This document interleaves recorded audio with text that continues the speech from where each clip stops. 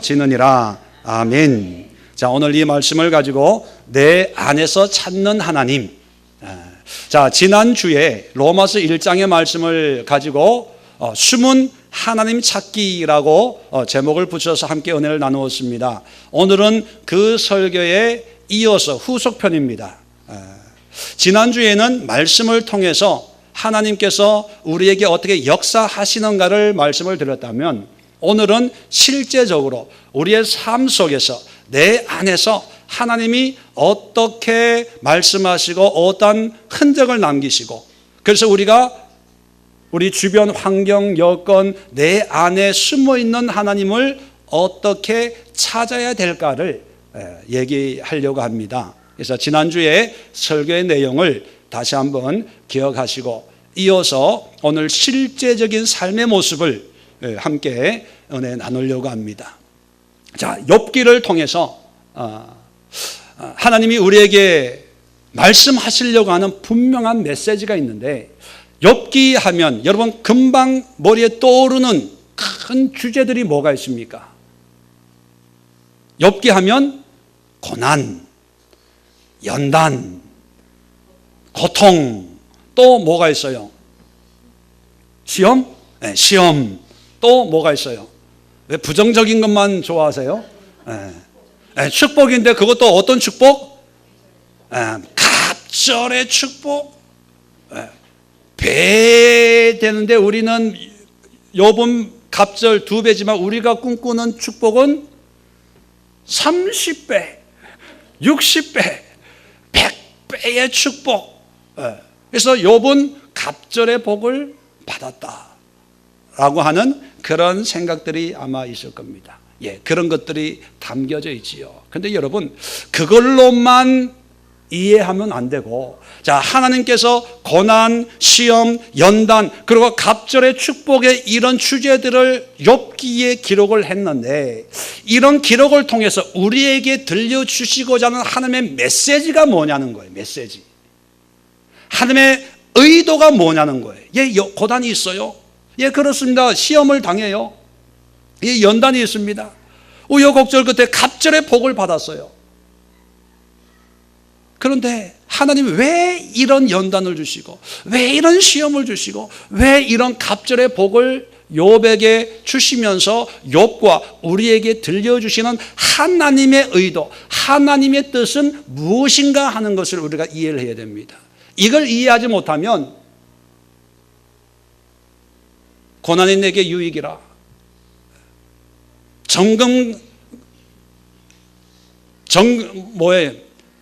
뭐에 갑자기 말이 꼬이네. 주께서 나를 연단한 후에는 내가 정금같이 나오리라. 그래서 어땠다고? 갑절의 축복. 그래서요, 축복 받아서 뭐 어떻게 했다고요? 여러분, 어떤 주제만 알고 있으면 꿰이지 않는 구슬과 같은 거예요. 그 말씀이 성경에 있습니다. 그런 은혜가 있어요. 그런데 이것이 하나님의 섭리 가운데 꿰어야 그것이 내 것이 되고 신앙의 유익이 되는 거예요. 우리는 성경을 볼 때 정말 기가 막히게 많은 지식을 가지고 있습니다. 그리고 성경을 알고 하나님을 안다고 얘기합니다. 그런데 성경에 있는 내용을 단편적으로, 어떤 분은 몇 장 몇 절에 뭐가 있고 하나님이 이렇게 저렇게 역사하신다는 것을 알아요. 그런데 그런 하나님의 의도는 전혀 생각하지 않고 지식적으로만 알고 있는데, 그 지식적인 아는 것은요, 의미가 없어요. 의미가. 욥을 통해서 하나님이 우리에게 주시는 것은요, 나중에 말씀드리겠지만 어떤 환경 속에서도 상황에도 변함이 없이 나를 경외하고 나를 섬겨라는 것을 교훈하는 거예요. 마귀가, 사단이 욥이 하나님이 자랑을 하는 거예요. 욥처럼 경건한 자가 없다 했더만 사단이 뭐라 그러냐면, 하나님 웃기지 마세요. 하나님이 욥을 축복하셨으니까 욥이 그렇게 하나님을 섬기죠. 욥이 가난해 보세요. 하나님 저주가 떠날 겁니다. 그러니까 하나님이 그래? 그러면 한번 시험해봐라. 그래서 사단에게 맡긴 거예요. 그 이유는 뭐냐면 고난을 주기 위해서, 갑절의 축복을 주기 위해서 욥을 고난을 주신 게 아니고요, 어떤 환경 여건 속에서도 흔들리지 않고, 부자면 부자로, 가난하면 가난한 대로, 건강했으면 건강한 대로, 질병이 있으면 질병이 있는 대로, 어떤 상황 속에서도 상관없이 하나님을 경외하는 그런 신앙을 보고 싶어서 욥기를 기록하고 있다는 것입니다. 이게 하나님의 뜻이에요. 이걸 깨닫지 못하면 욥기를 1000번, 10,000번 읽어도 아무 의미가 없어요. 남는 거는 고난. 고난 중에도 기뻐하자. 고난을 참자. 고난을 인내하자. 왜요? 갑절의 축복이 있기 때문에. 여러분, 그거는 신앙이 아니에요. 왜요? 갑절 축복 받으면 뭐합니까? 복 받았다고 이제 하나님 떠나는데, 치료 받으면 뭐합니까? 건강해졌다고 하나님 떠나는데, 하나님 원하시면 갑절의 축복이 있는 게 아니고, 갑절의 축복이 있던 갑절의 축복을 못 받고 살든 아니면은 인생의 막장에 떨어져 있던 간에 환경에 상관없이 하나님을 경외하고 하나님을 믿는 그런 욥의 모습을 보고 싶어서, 또 그런 신앙을 사단에게 자랑하고 싶어서, 그리고 그런 신앙을 시대와 환경에 관계없이 모든 하나님의 백성들에게 알려주기 위해서 욥기를 기록하고 있습니다. 그런데요, 욥에게 세 친구가 찾아옵니다. 엘리바스와 빌닷과 소발이라는 사람이 찾아와서 고난 가운데 있는 욥에게 권면합니다. 뭐 여러 가지 권면의 내용이 있지만 결론은 뭐냐면 이거예요. 하나님이, 의로우신 하나님이 괜히 너를 힘들게 하겠느냐. 하나님 보시기에 네가 무슨 잘못이 있으니까, 죄가 있으니까 이런 고난을 당하지 않겠냐. 그러니까 회개해라. 하나님 앞에 통해 자복하고 하나님을 지극정성으로 섬겨라. 그러면 하나님께서 용서하시고 너의 문제를 해결해 주실 거다라고 하는 권면을 합니다. 자, 말이 맞아요, 틀려요? 맞아요. 맞는 말이에요. 그런데 위로가 됩니까, 안 됩니까? 위로가 안 돼요. 속을 뒤집어 놓는 거예요. 그러니까 이 친구들의 얘기를 들으면 하나님 앞에 더 가까이 나가야 되겠다는 생각이 드는 게 아니라 더 원망스러워지는 거예요. 그래서 욥이, 입술로 범죄치 않았던 욥이 고난 가운데 들어가서 친구들의 얘기를 들으면 들을수록 오히려 하나님 앞에 반감이 생겨서 내 생일을 저주하게 하고 싶다. 나를 잉태한 이 태를 저주하고 부모를 저주하고 하나님이 원망스럽다. 이렇게 막 탄식을 하게 되는 거예요. 위로가 안 됩니다. 결국에 42장에 보면 하나님께서 이제 재판을 하는데 욥은 어렵다고 판단을 하시고 이 세 친구는 어렵지 못하다고 얘기를 하고 회개 제물을 드려서 욥이 기도하면 내가 용서해 주겠다. 그렇게 얘기합니다. 이 세 친구를 어렵지 못하다. 말은 맞는데 어렵지 못하다는 거예요. 그 이유를 조금 이따 말씀을 드립니다. 자, 그런데 이 세 친구들은 그래요. 그런데 오늘 32장부터 32장 1절에 보면 욥이 자기 자신을 의인으로 여김으로 그 세 사람이 말을 그치니 람 종족 부스 사람 바라겔의 아들 엘리후가 화를 내니, 이제 엘리후라는 사람이 등장합니다. 자, 이 엘리후가 좀 의문의 사람입니다. 왜냐하면 엘리후는 욥기를 시작할 때 욥의 세 친구가 거론이 됐을 때 거기에 등장하지 않습니다. 그리고 아까 말씀드린 것처럼 42장에 하나님이 책망할 때 세 친구는 책망하는데 엘리후는 책망에서 빠져요. 그리고 세 친구가 얘기하면 항상 욥은 대꾸를 해요. 그래서 엘리바스가 얘기하면 욥이 대꾸하고, 빌닷이 얘기하면 욥이 대꾸하고, 소발이 얘기하면 욥이 대꾸하고, 다 대꾸하고 주거니 받거니 하는데 엘리후가 얘기한 거에 대해서는 대꾸가 없어요. 그리고 엘리후가 31장부터 시작해서 37장까지 엘리후 혼자 쭉 얘기하다가 38장에 엘리후의 말을 이어서 38장에 얘기하는 사람이 누구냐? 하나님이 직접 얘기합니다. 그렇게 보면 후대 성경 비평하는 학자들이 어떻게 설명을 하냐면 엘리후는 처음부터 욥기에 등장하는 사람이 아니고 후대 사람이 추가한 사람이다. 이렇게 설명을 하려고 합니다. 이제 짜 맞추는 거죠. 그런데 여러분, 우리가 성경을 그렇게 짜집기 하듯이 이거는 후대에, 이건 몇 년도에 하면 성경은 하나님의 말씀이 되질 않지요. 자, 엘리후를 통해서 우리가 깨닫는 것은 엘리후를 연구하고 나머지 세 친구를 연구하면 엘리후와 나머지 세 사람의 관점이 확연히 차이가 있습니다. 그리고 이 엘리후는요, 그 논조가 38장에 이어진 하나님의 논조와 비슷해요. 아마 그래서 하나님은 이 엘리후에 대한 책망은 그래서 없었지 않았을까. 자, 그러면서 이 엘리후가 욥에게 얘기하는 그 메시지를 우리가 함께 살펴보면서 지난주에 우리의 모든 환경 속에 숨어 계시는 하나님을 우리가 찾고 그분께 예배하고 그분을 섬기자라고 말씀을 듣지 않습니까?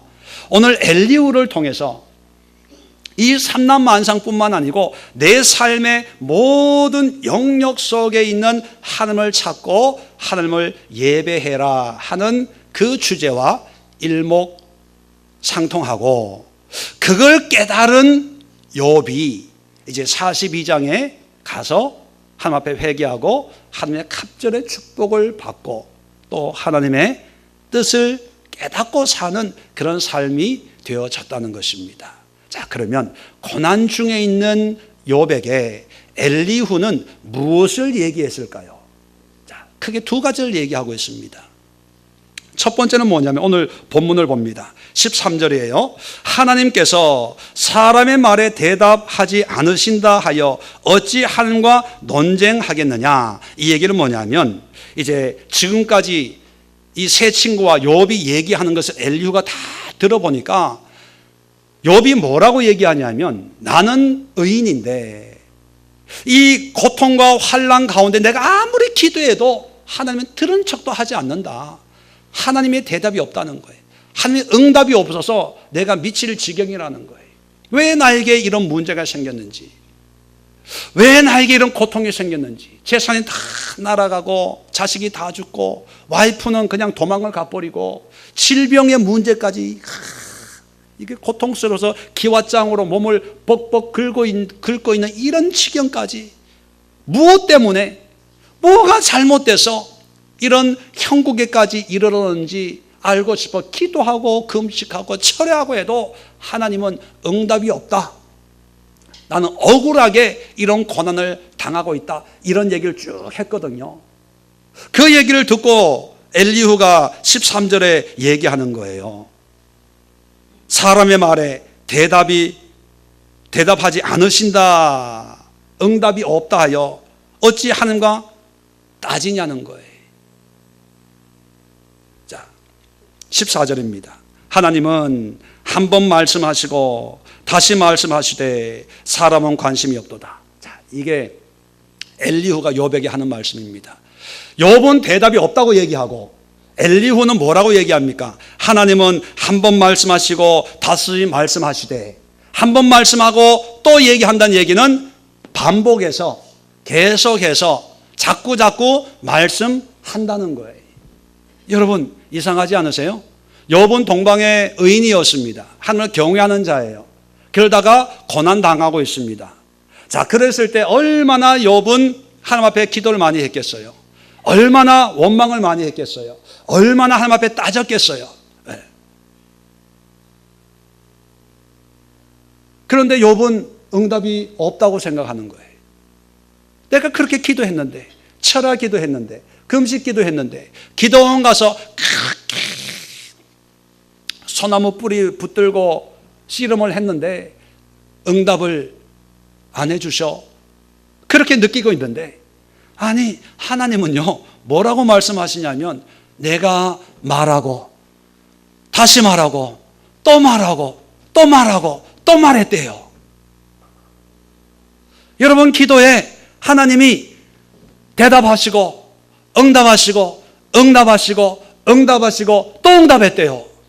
믿으시면 아멘. 네, 아멘 하신 분들 무슨 응답 받으셨어요? 네. 하나님이 뭘 하셔요? 잘 먹고 잘 살래요? 하나님이 응답이 없는 게 아니라 응답을 했대요.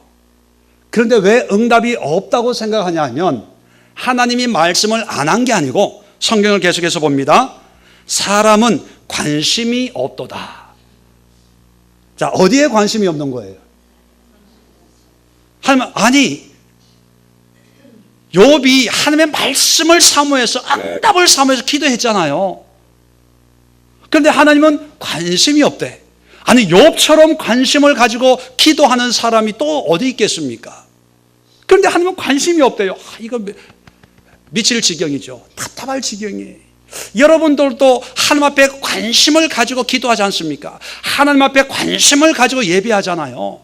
하나님을 잘 섬기고 신앙생활 잘 하려고 애를 쓰는데 하나님이 보실 때는 관심을 좀 가져. 아무개 집사야, 관심 좀 가져라, 관심 좀 가져. 그런다는 거예요.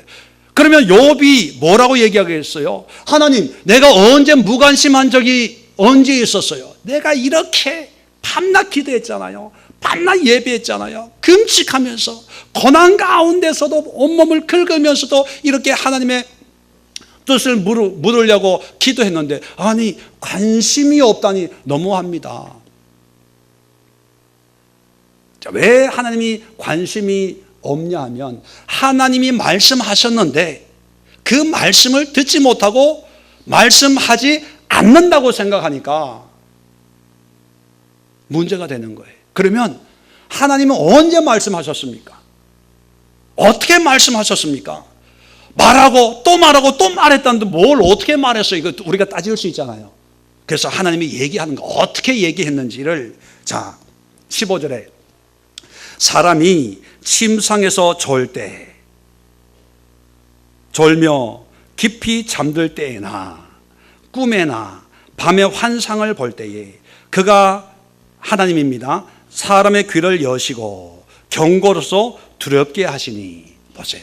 하나님의 말씀이 어떻게 말씀하냐면 침상에서 졸 때, 우리는 집에 가서 하루 일과 마치고 어제 밥 먹고 살짝 졸 때 있잖아요. 졸 때 뭐라고 생각합니까? 아, 밥이 위에 들어가서 모든 피가 위로 몰려서 위가 운동을 하니까 다른 데에 있던 머리에 있는 피가 내려오니까 머리가 피곤해지고 나른해지고, 그래서 아, 내가 졸린다, 이렇게 생각하는 분이 있어요? 밥 먹으니까 졸립다, 좀 쉬어야 되겠다, 피곤하다, 그렇게 생각하잖아요. 그래서 자요. 눈을 좀 붙여요. 그런데요, 하나님은 침상에서 잠깐 조는 것도 하나님이 말씀하시는 거예요. 자, 그 다음에 깊이 잠들 때, 이제 일과를 다 마치고 샤워하고, 여자분들은 화장 다 지우고 1시간 걸리죠, 화장 지우는데. 새로운 사람으로 이제는 푹 자야지 라고 할 때 우리는 피곤하다, 또는 내일 아침에 일찍 일어나서 뭐 해야 될 일이 있어, 또는 머리가 아프니까 빨리 쉬자, 뭐 이런 생각으로 그냥 자요. 그런데 깊은 잠을 자게 하는 것도 하나님이 말씀하는 거예요. 말씀하는 거. 아셨어요, 여러분? 피곤해서 그냥 쓰러져 자는 게 아니라 하나님이 그 피곤함을 통해서 잠을 자도록 하는 하나님의 음성이 거기에 있다는 거예요. 자, 자다가 이제 꿈을 꿉니다. 저도 오늘 아침에 꿈을 꿨어요. 신기한 꿈을 꿨는데 나중에 시간이 되면 얘기해주고, 시간이 안 되면 그냥 건너뛰고. 자, 꿈, 이게 뭐 복권을 살까? 뭐 좋은 일이 있을래나? 뒤숭숭해. 기분 나빠. 이게 아니라 그 꿈을 통해서도 때로는, 항상은 아니지만 또 때로는 하나님이 말씀하고 있는 거예요. 말씀. 그 다음에 환상, 밤의 환상, 뭐 기도 가운데 환상이든지 감동이든지 아니면 꿈을 꾸면서 어떤 느낌이든 모든 걸 통해서도 16절에 하나님께서 우리 여러분들의 귀를 여시고 경고로서 메시지가 있다는 거예요. 두렵게 하든지 기쁘게 하든지 감동을 주든지 하여튼 하나님이 이렇게 말씀을 해서 17절에 이는 사람에게 그의 행실을 버리게 하려 하심이며 사람의 교만을 막으려 하심이라. 이 얘기는 뭐냐면 교만한 자에게, 행실이 악한 자에게 이렇게 역사한다는 게 아니라 악한 자에게까지도 이렇게 말씀을 해서 그 악한 것을 버리고 하나님의 뜻으로 돌아오도록 끊임없이 말씀하시고 또 말씀하신다는 거예요. 기도 많이 하는 권사님에게만 말씀하는 게 아니라 뺀질뺀질하는 그런 집사에게도, 교만한 아무에게도, 믿음이 없다고 하는 그런 사람에게도 예배 없이 하나님은 말씀하고 또 말씀한다는 거예요. 그런데 사람이 하나님의 말씀이 없다는 얘기는 뭐예요? 하나님의 말씀이 없는 게 아니고 뭐가 없어서 그렇다? 관심이 없다는, 관심이. 그런데 욥에게 하는 말이에요. 욥은 경외하고 좋은 믿음을 가지고 있는 사람 아닙니까? 그런 사람이 고난 가운데 하나님을 얼마나 찾았겠어요? 얼마나 부르짖었겠어요? 얼마나 사모했겠어요? 그런데도 욥아, 네가 나에게 관심이 없어서 그런 거야 라고 했다면 여러분들은 욥보다 하나님 앞에 관심이 더 많을까요? 더 무관심하며 살까요? 아시긴 다 아시는구나. 욥이 정도면 여러분들은요 정말로 더 무관심해요. 기도에 응답이 없는 게 아니라 무관심 때문에 없다고 느껴지는 거예요. 옆에 있는 분들이 이렇게 얘기해 주세요. 집사님, 권사님, 하나님의 응답이 이미 임했습니다. 시작.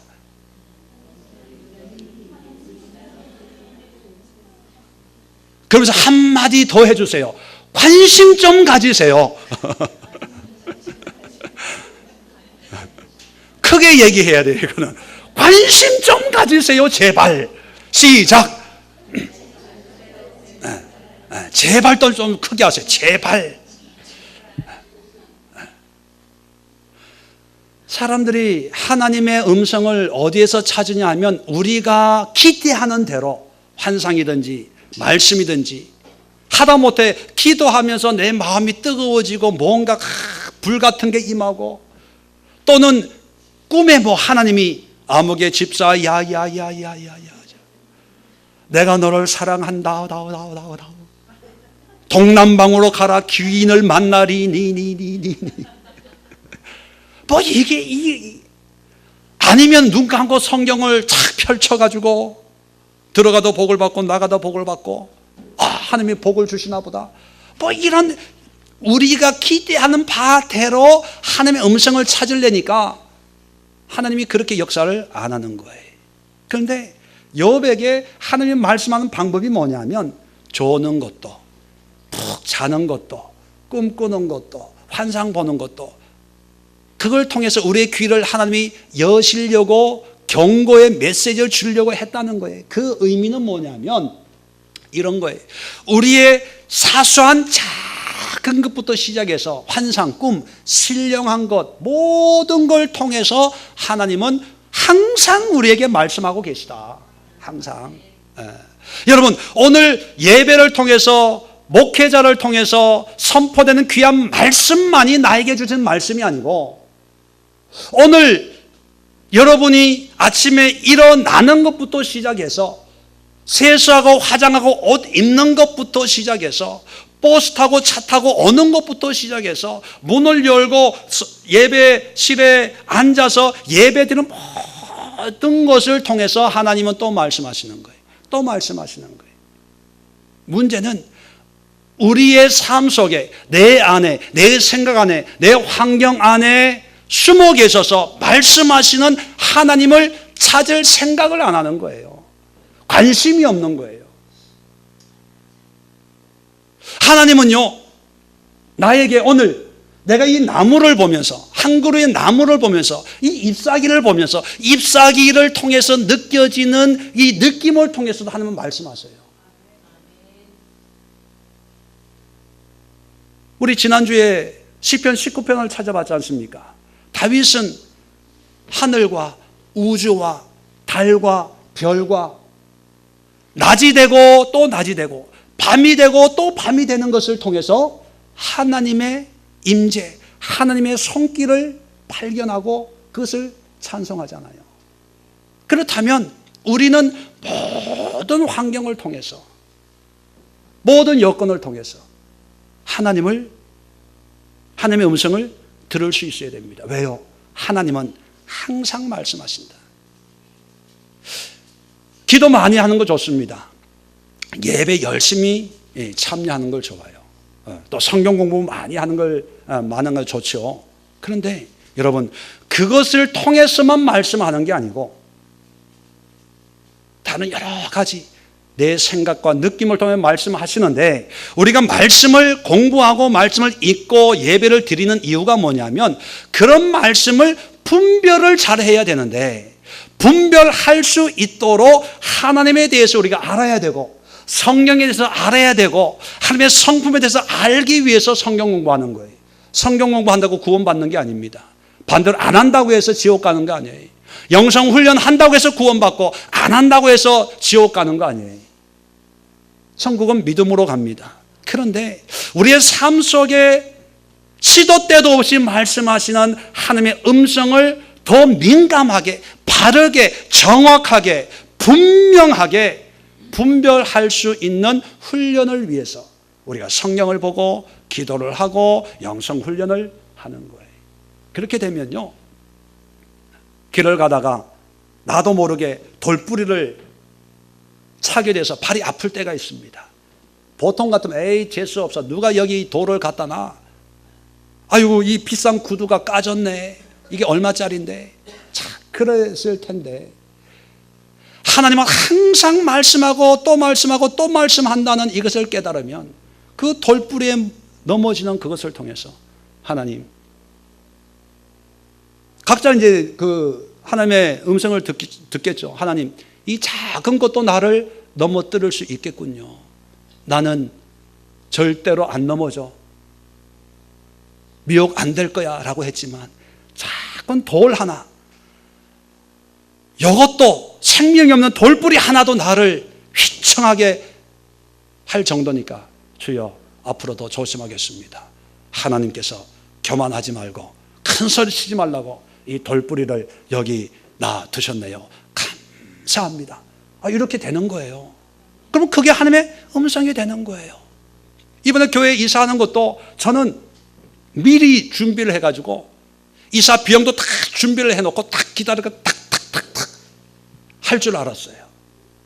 이제는 좀 편하게 했는데, 야, 이게 상상도 안 했던 일들이, 그리고 내가 할 수 있는 일이 아무것도 없는 거예요.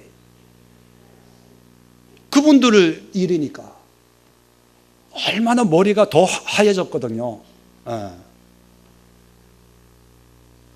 근데 제가 또 깨닫는 거예요. 아까 광고할 때처럼, 내가 그렇게 기도하고 그런 마음을 가지고 있었으니까 하나님께서 또 내 마음을 이런 일을 통해서 달아보시는구나.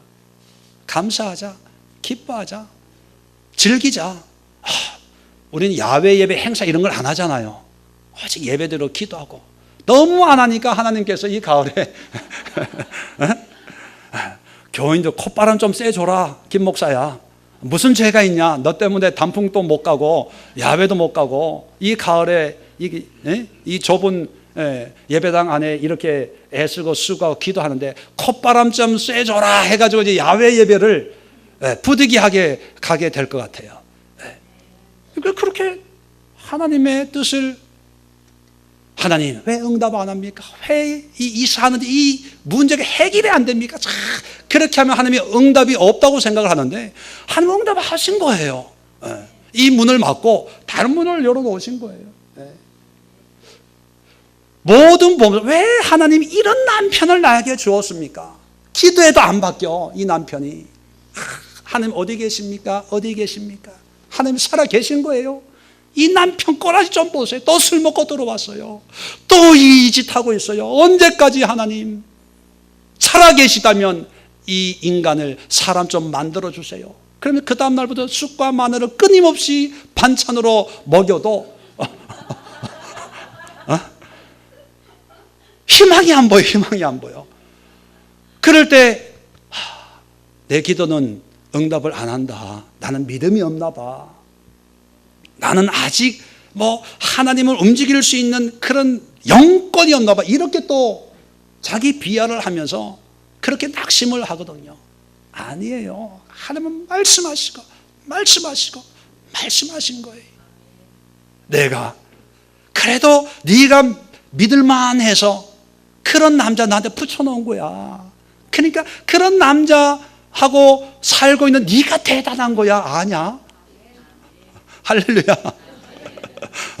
나 같은 사람은요, 그런 믿음이 안 되니까 믿음 좋은 아내, 성품 좋은 아내, 인격이 고상한 아내, 마음이 넓은 아내, 이런 사모를 끌어다가 수입해다가 탁 붙여놓은 거예요. 이 설교를 사모가 들어야 되는데 듣고 있나? 듣고 있나 사모? 왜 그런 믿음이 안 되니까, 왜 안 되는 사람 갖다 놓으면 나도 넘어지니까. 그러니까 내 옆에 악한 사람이 있다는 것을요, 불행하다고 생각하지 말고 하나님이 그래도 이 인간을 책임질 사람은 나밖에 없어서 그렇게 하나님의 음성을 듣는 거예요. 해석하는 거예요. 이해하는 거예요. 근데 왜 응답이 없대요? 왜 하나님이 대답을 안 한대요? 아니에요. 하나님은, 자, 36장을 보면 27절 보세요. 36장 27절. 네. 자, 26절 봅니다. 하나님은 높으시니, 26절, 우리가 그를 알 수 없고 그의 해수를 헤아릴 수 없느니라. 하나님은 신면막측하신 분이라는 거예요. 우리의 기대대로 역사하는 분이 아니라는 거예요. 자, 그가 물방울을 가늘게 하시며 빗방울이 증발하여 안개가 되게 하시도다. 그것이 구름에 내려 많은 사람에 쏟아지느니라. 겹겹이 쌓인 구름과 그의 장막의 우레소리를 누가 능히 깨달으랴. 하나님이 다 이렇게 해서 말씀하는데, 그런 하나님의 음성을, 하나님의 뜻을 좀 알아줬으면 좋겠다 하는 거예요. 자, 사람들은 누가 깨달으랴 그렇게 얘기해요. 안타까움으로 관심 좀 가져라. 날씨가 흐리다고 비가 오겠다 하지 말고, 날씨가 흐린 걸 통해서 하나님의 마음을 좀 깨달아 줬으면 좋겠다, 그렇게 얘기합니다. 자, 33절에 보면 그가 우레가 다가오는 풍우를 알려줘요. 가축들도 그가 다가옴을 아느니라. 가축들, 짐승들은 안다는 거예요. 여러분, 얼마 전에 지진이 나고 할 때 울산 강에 고기들이 줄을 지어 그런 거 있었죠. 또 지진이 나고 해일이 오면 이 짐승들이 이렇게 피난 가고 움직이고 하는 이런 거 우리 뉴스에 종종 나오잖아요. 걔네들이 목사가 있어서 예언의 은사를 가지고 그렇게 하는 걸까요? 짹짹짹짹 태풍이 옵니다. 짹짹짹짹. 자, 도망갑시다. 짹짹. 짹짹 믿으시기 바랍니다. 이런 새가 있어서 도망을 갈까요?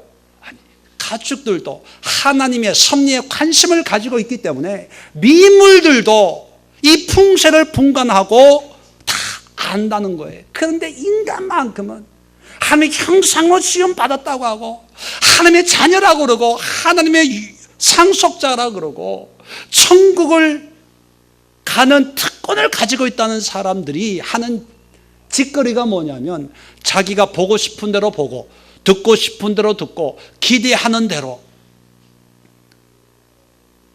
다른 거에는 다 관심이 없습니다 하는 얘기가, 하나님은 응답 안 하셔. 하나님은 역사 안 하셔. 하나님은 나 같은 사람의 역사 안 하고 목사님처럼 기도 많이 하는 이런, 하나님을 가지고 놀아. 좀 깨달으면 깨달아. 자, 그러면서 37장 2절에요. 하나님의 음성, 곧 그의 입에서 나오는 소리를 똑똑히 좀 들어라. 하나님의 소리를 듣는데 3절에 그 소리를 천하에 펼치시며 번갯불을 땅 끝까지 이르게 하시고 그의 음성을 바라시며 그의 위엄찬 소리를 천둥을 치시며 그의 음성이 들되 번개를 멈추지 아니하시니라. 하나님은 놀라운 음성을 내시며 우리가 해야 할 큰 일을 행하시니라. 눈을 명하여 땅에 내리라 하시며 적은 비와 큰 비도 내리게 명하시느라. 하나님께서 이런 우주 만물 자연 환경 여건을 통해서 하나님께서 말씀하는데 우리는 관심이 없어서 들을 생각조차 안 하고 내가 듣고 싶은 대로 하나님 꿈에 나타나서 돼지꿈 꾸게 해주세요. 무슨 꿈 꾸게 해주세요. 감동을 주세요. 감동을 내가 깨달을 수 있도록 진동을 주세요. 진동. 환상을 주세요. 환상.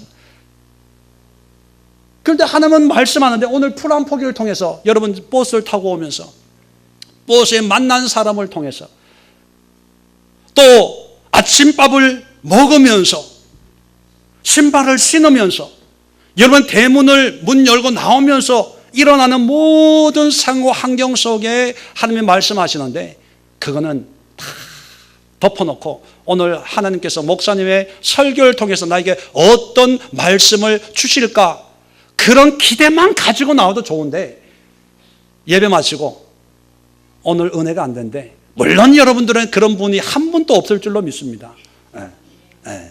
아는 얘기래. 예를 들어서 말씀하는 거예요. 감동이 안 온대. 여러분 예배에 감동이 안 올 수 있어요. 그렇다고 해서 하나님이 말씀하지 않는 게 아니에요. 설교 말씀이 아니라 오늘 찬송하면서 찬양을 통해서 하나님의 음성을 들을 수 있어요. 아니 찬양도 그렇고 예배도 그렇다면 이제 예배 마치고 식사하면서 하나님이 말씀하는 음성이 있을 거예요. 아니 식사도 없을 수 있어요. 이제 집에 돌아가면서 이런 얘기 저런 얘기 하는 순간 그 말을 통해서 하나님이 말씀할 수 있어요. 아니 그것도 없을 수 있습니다. 가면서 가로수가 벌써 노랗게 됐네. 단풍이 이제 들려고 하네. 그런 가로수 색깔을 통해서 하나님이 우리에게 말씀하실 수도 있어요. 문제는 뭐냐면 우리가 관심을 가지다는 거예요. 관심을. 하나님이 여기 있다 저기 있다고 해도 믿지 말라고 얘기했지 않습니까? 어디에 있다고요? 내 안에 있어요. 내 안에. 여러분 안에. 내 주변에. 관심 좀 가지세요. 제발. 자, 두 번째 엘리후가 얘기하는 건 뭐냐면 이런 하나님의 말씀을 통해서 하나님이 원하시는 바가 뭐냐 하는 겁니다. 그래서 뭐냐면 하나님과 친밀한 관계를 맺고 싶어 해요.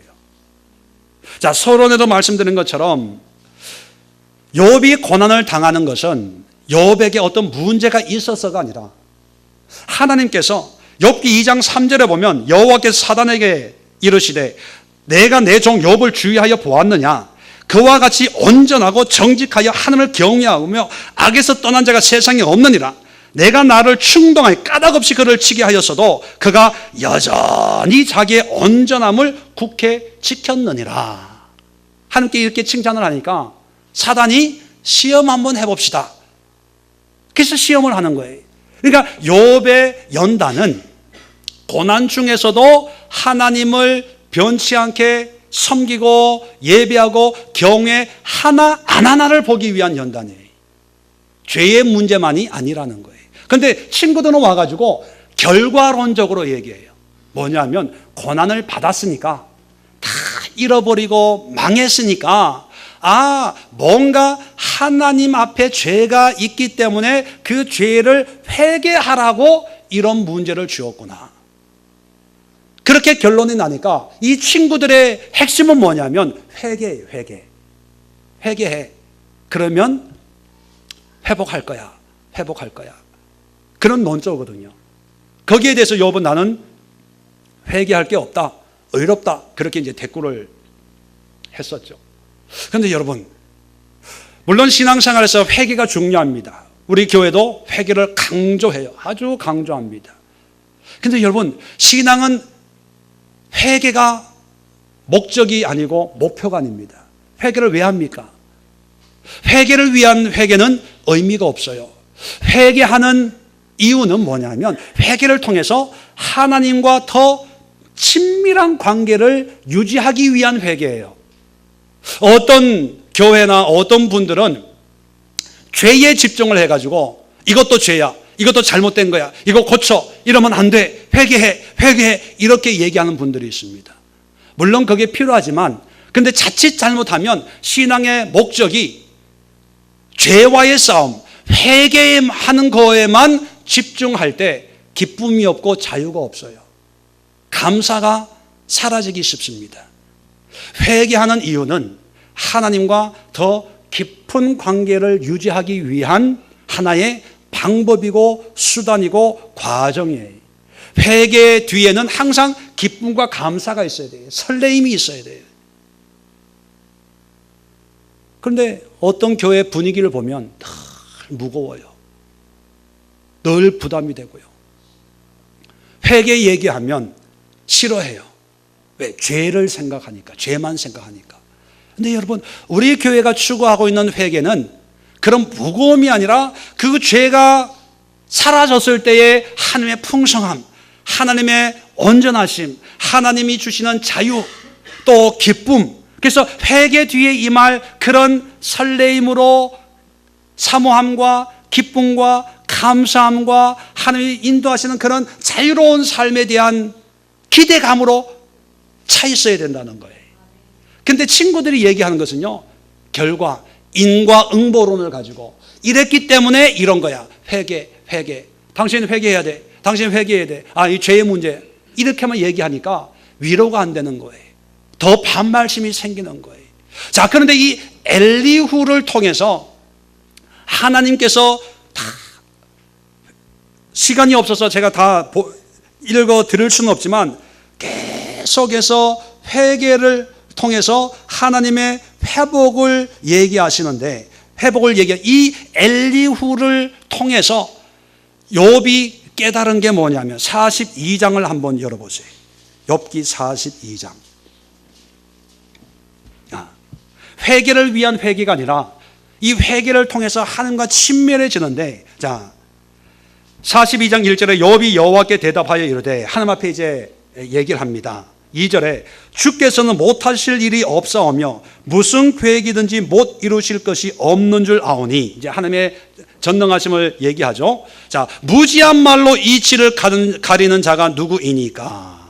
나는 깨닫지도 못한 일을 말하였고 스스로 알 수도 없고 헤아리기도 어려운 일을 말하였나이다. 지금까지 얘기한 게 다 무가치하다는 거예요. 의미 없는 거, 알지도 못하면서 짧은 생각으로 하나만 이렇고 나는 이렇고 다 했다는 거예요. 그러니까 여러분, 우리가 신앙 하나님 앞에 서면, 제가 설교하는 이것도 참 이게 참 무지한 말로 이치를 가린다고 했더니 이거 참 이게 아무것도 아닌 거예요. 우리가 알고 있는 이 단편 지식이 정말 아무것도 아닌 거예요.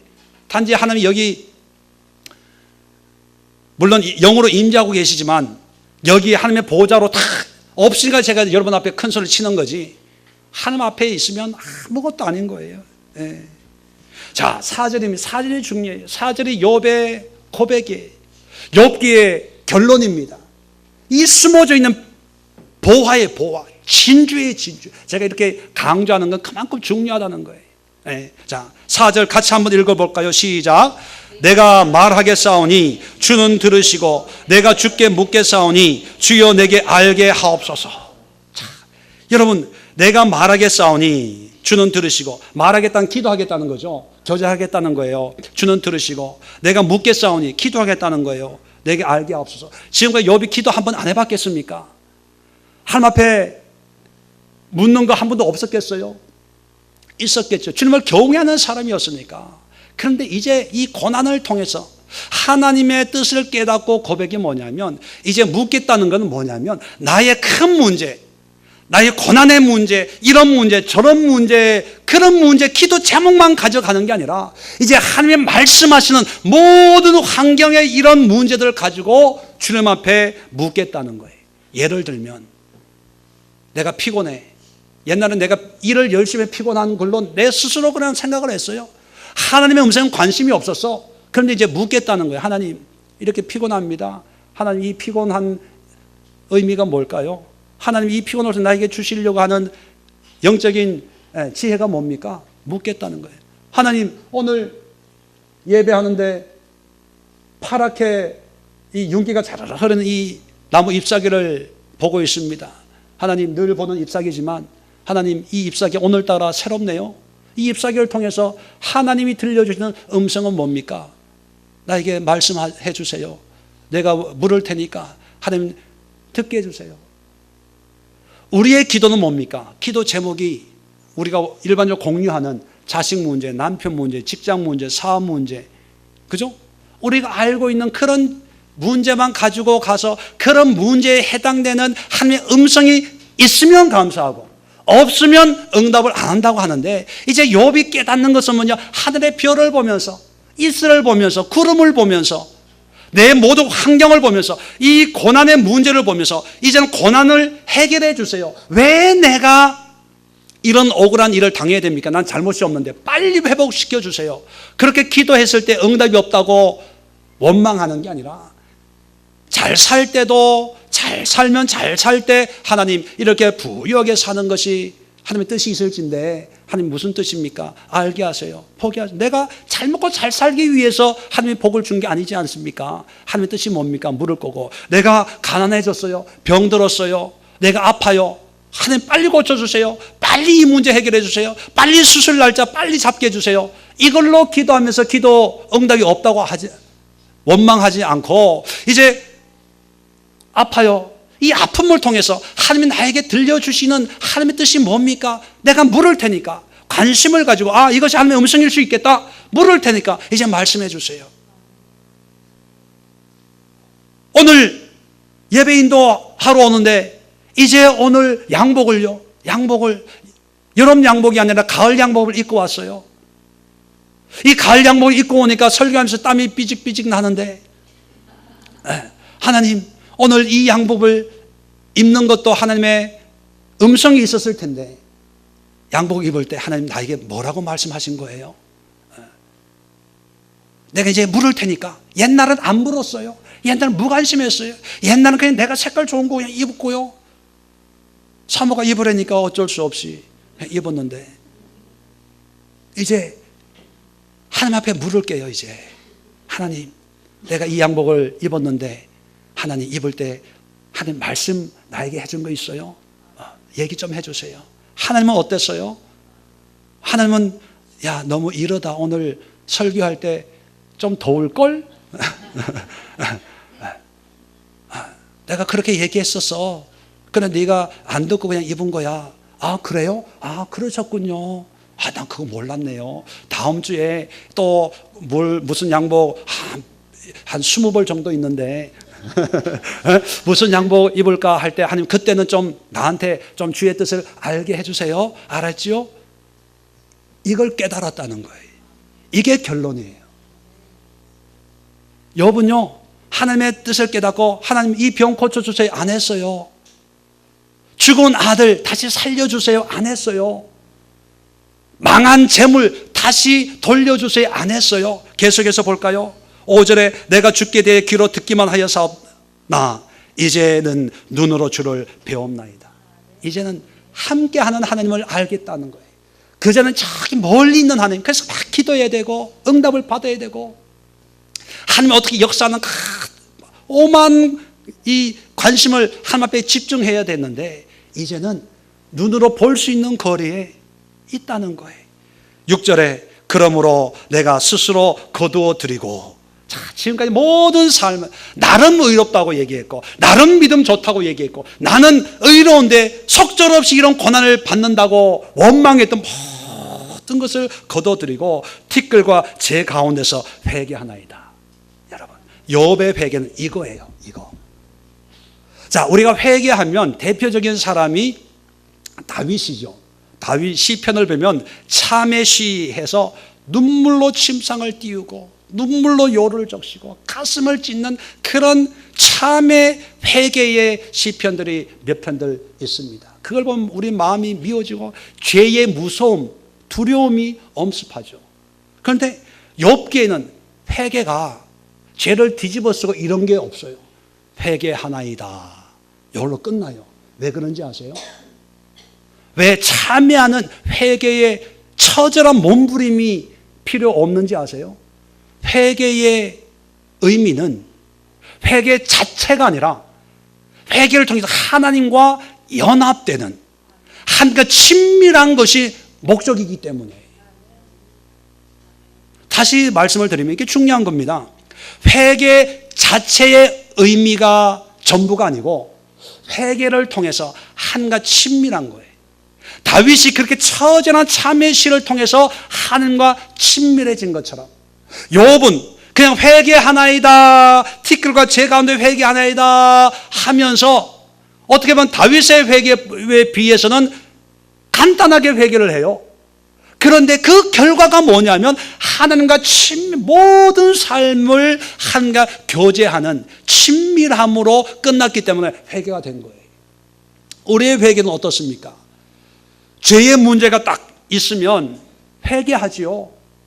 그런데 회개했다는 의만 남을 때가 많이 있어요. 그 문제는 나는 이미 기도했다는 거예요. 근데 정작 지금 하나님과 친밀한 관계는 있냐? 하나님이 내가 말하겠사오니 주여 들으시고 주께 묻겠사오니 주여 내게 말씀해 주세요. 그런 친밀한 관계를 맺고 있냐는 거예요. 저는 화가 나는 게 뭐냐면 믿는다고 하는 사람들이 자기 여전히 회개했어요. 자기의 죄를 고백했어요. 하나님의 은혜 없이면 살 수 없다는 걸 이제 깨닫게 됐어요. 그러면 회개 결과가 뭡니까? 하나님과 친밀함이거든요. 근데 내가 눈을 닦고 봐도 친밀하게 사는 것 같지가 않아. 물론 평소의 삶은 제가 다 모릅니다. 근데 적어도 예배 드릴 때 보여지는 모습을 보면 하나님과의 친밀함을 대충 알아요. 왜요? 목회자는 그런 쪽에 전문가잖아요. 그걸로 먹고 사는 사람이잖아요. 미아리 요즘 또 있는지 모르겠어요. 미아리에 있는 사람들은 얼굴만 보면은 거의 반은 맞췄는데요.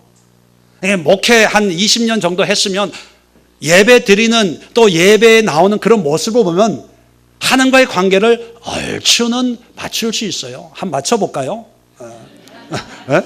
한 분 맞춰볼까요? 그런데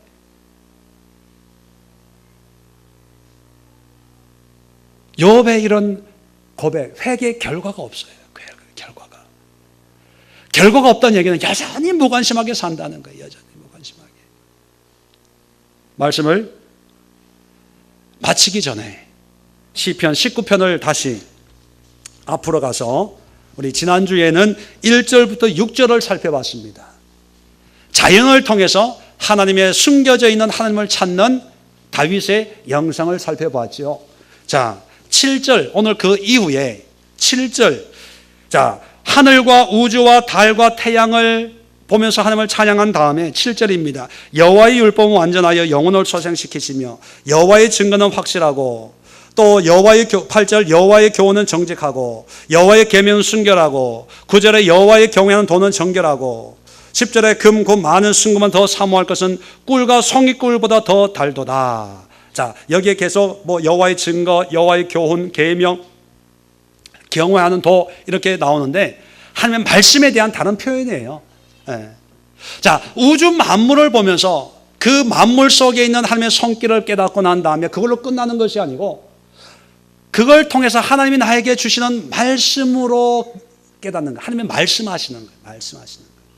태양을 보면서 하나님이 나에게 말씀하는데 정직하고 마음을 기쁘게 하고 또 태양을 보면 순결한 마음, 눈을 밝게 하는 하나님의 말씀이 나에게 이렇게 은혜를 끼치는구나. 하나님의 말씀, 하나님의 음성으로 해석을 하는 거예요. 음성으로. 자, 그러면서 자, 11절에 주의 종이 이것으로 경고를 받고 자, 태양을 보면서 태양을 통해서 주신 하나님의 말씀을 듣고 이것으로 경고를 받아요. 자, 다윗이 태양을 통해서 달을 통해서 별을 통해 경고를 받았다면 우리도 경고 받아야죠. 여러분 오늘 나가시면서 지금 흐려서 태양이 보이는지 모르겠지만 태양을 보면서 경고를 좀 받으세요. 어떤 경고인지 모르지만 아무개 집사야 야야야야야 제대로 믿어라 알아 좀 경고를 좀 받으세요.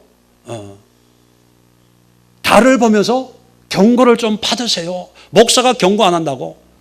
저는 야단치지를 못해요. 뭐 이렇게 이래라 저래라 못하거든요. 왠지는 여러분 아실 거예요. 그런데 내가 안 한다고 하는 경고가 없는 게 아니라 TV에서 양복점 아저씨 드라마 있죠? 역시 여러분들은 뭐 TV를 안 보니까 뭐 구름의 뭐 달빛 뭐 사극이 뭐 있더라고요. 뭐 이상한 거. 그런 걸 통해서 하나님이 경고하시는 게 있어요. 별을 통해 경고하시는 게 있어요. 버스 타고 가다가 갑자기 운전기사가 브레이크를 잡아가지고 울렁할 때 경고하는 게 있다니까요. 경고를 받고 이것을 지킴으로 하나님의 경고를 지키면 상이 크도다. 11. 자기 허물을 능히 깨닫게 할 자 누구리요? 나의 허물을 깨닫게 하는 것이요, 목사가 아니고 주변에 있는 사람이 아니고 하나님이 모든 만물을 통해서 여러분 속에 함께 역사하는 하나님께서 여러분을 깨닫게 하는 거예요. 나를 숨은 허물에서 벗어나게 하소서. 주의 종의 고의로 죄를 짓지 말게 하시고 13절 끝에 죄가 있어 벗어나겠나이다. 14절입니다. 나의 반석이시여 나의 구속자이신 하나님이여 여호와여 내 입의 말과 마음의 묵상이 주 앞에 연락되기를 원하나이다. 보세요. 태양을 보고 달을 보고 하나님의 음성을 듣고 다윗도 뭐해요? 회개해요. 회개할 그 결과가 뭐냐면 13절에 나의 말과 마음의 생각이 다 주님 앞에 연락. 아까 욥이 고백했던 것처럼 내가 말하겠사오니 주여 대답하시고 내게 묻겠사오니 주여 알게 하옵소서. 이게 연락되는 거거든요. 연락. 여러분 욥의 결론이나 다윗의 고백이나 신약시대 예수님도 하늘의 새를 봐라, 들에 핀 백합화를 봐라, 참새 2마리가 한 아싸르에 팔리는 것이 아니냐 하면서 아무 우리와 상관이 없는 것처럼 여기전 세상의 미물들을 통해서도 하나님이 먹이지 않냐, 하나님이 입히지 않냐, 하나님이 재우지 않냐, 하물며 너희 일까 보냐. 요한계시록도 보면요, 하나님이 제일 많은 사인을 안 주는 게 아니고 주세요. 하나님 말씀하세요. 지진으로, 재앙으로, 전쟁으로 다 하나님이 늘 사인을 줘요. 그런데 우리는 태평하게 지금 뭘 먹을까, 뭘 입을까, 어떻게 살아갈까 생각하는 것은 뭐냐면 믿음이 너무 좋아서 예수님이 오셔도 구원받는데 걱정이 없어서가 아니라 무식해서 그런 거예요. 무관심해서 그런 거예요. 세상 생각이 딴 데 있어서 그런 거예요. 하나님과 함께하는 밀접한 친밀한 관계가 없어서 그런 거예요. 제발 좀 깨달아 주세요. 빌고 빕니다. 엎드릴까요 제가? 제발 관심을 좀, 하나님에게 관심을 가지. 이 시대와 이 사회와 이 여건이 어떠한 상황 속에 있다는 것을 하나님 말씀하시는데 지금 먹고 자고 할 때가 아니에요. 교회 짓고 크게 짓고 왜 좋은 시설, 음향시설, 성가대, 오케스트라 이런 걸 자랑할 때가 아니라고 저는 하나님의 음성을 들어요. 지금은 간단하게 살 때예요. 오직 믿음으로 살 때예요. 주님 앞에 매달릴 때예요. 하나님 앞에 믿음의 상급을 쌓을 때예요. 때가 악하고 때가 급하고 도적같이 임하는 하나님 앞에 나중에 여러분 가서 무슨 얘기를 하실래요? 여러분 하나님 앞에 갔을 때 여러분 예수에게 평생을 섬겨서 이런 얘기 절대로 하지 마세요. 왜요? 내가 그렇게 얘기하지 말라 그랬거든요. 여기는 여러분 뼈를 묻는 곳이 아니에요. 여기에 교회에 목숨 걸 곳이 아니에요. 우리가 목숨 걸어야 되고 오직 예수, 오직 하나님, 나에게 늘 말씀하시고 말씀하고 또 말씀하고 있는 그 예수, 그 하나님, 그 여호와 앞에 여러분의 관심을 가지고 목숨을 가지고 모든 에너지를 그분 앞에 드리라고 저는 분명히 얘기했습니다. 답다. 마칩시다. 여러분 하나님의 음성이 여러분 안에 있어요. 관심을 가지세요. 이제 그렇게 삽시다. 우리가 영성 훈련하는 게 그거 하는 거 아닙니까? 뭐 환상 꿈꾸고 뭐 입신하고 방언하고 방언 통역하는 거 배웁니까? 아니, 오해하지 마세요.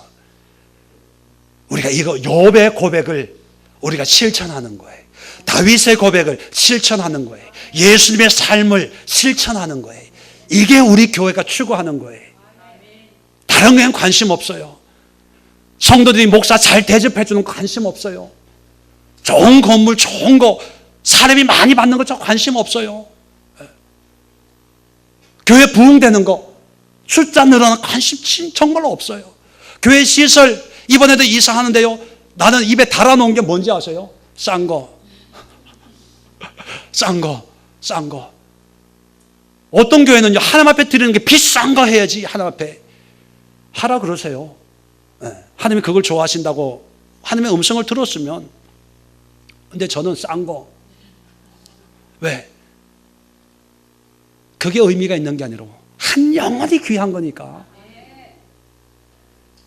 건물이 귀하다 보면요, 사람이 무가치해져요. 상대적인 거니까.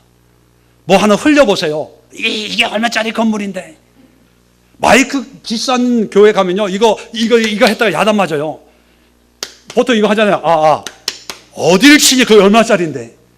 왜? 물건이 더 가치가 있으니까. 근데 우리 교회는요, 치든지 발로 차든 괜찮아. 왜? 고장나면 사면 되니까. 괜찮아. 왜? 한 영혼이 마이크 하나보다 뭐보다 더 귀하니까요.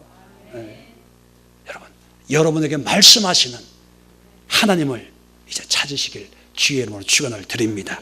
기도하겠습니다. 좋으신 하나님 아버지,